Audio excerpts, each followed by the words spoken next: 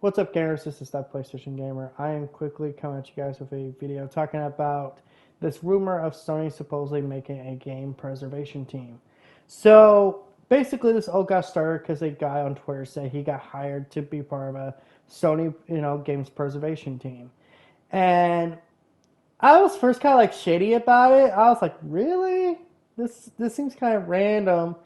But with the rumors of Sony supposedly making a homebrewed PS3 emulator, I don't think it's out of the realm of possibility of Sony looking into this, or at least looking into this stuff for their future games, because I don't think they want to put all this money into this stuff now and be like, oh, as far as the games and all that, and just be like, oh, game get lost to time, because games like Mag here get lost to time. Games like Godzilla, Save the Earth get lost to time. Blasto gets lost to time, unless you can find physical copies of these games, which are ridiculously expensive. Unless you're Mag, then it's like, oh, it's lost to time because now the servers are shut down. And game preservation really doesn't get talked about. And that's kind of sad when you think about it, because there are a lot of good games that, you can't play now. And that's really sad to me, because I would love a future where someone could just download a copy of Blasto and be able to play it, I would love people to have the opportunity to, play Daxter or, freaking hell, just so like Jack and Daxter Lost Frontier. I think that's the one that never got ported over to the PS3 or PS4. And yeah, it just kind of makes me sad to think that these games get lost to time if they weren't for physical copies. But then, like I said, that creates a whole different problem.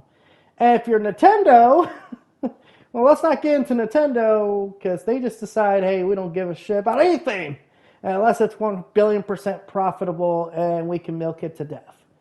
But yeah, game preservation, I think, is a very serious subject that we as gamers should be talking about and trying to find ways to preserve these, games. And yes, I think, despite the fact, some Sony fanboys and Nintendo fanboys and every console fanboy out there thinks this is bad, I think it's actually good for PCs to have emulators and ROMs, because then these games don't get lost to time, and more importantly, they could be improved upon. I mean, they can't be improved on super much, but they could get better frame rates and all that. And I don't know. This is a weird subject that I don't talk about often because I really don't think about it. But I think that's the general problem is we don't think about these games getting lost to time because we're so used to having them available when we want them. But hell, you get a case that's not even not that far. For example, a game that wasn't even that long ago, Godzilla. Remember Godzilla, the game for PS4? It was a piece of crap. Like, it wasn't good at all. But guess what? It's lost to time. You can't download it, and copies cost $250. I saw one in my local game store called Other Castle. By the way, check them out on their website if you live in the Washington area.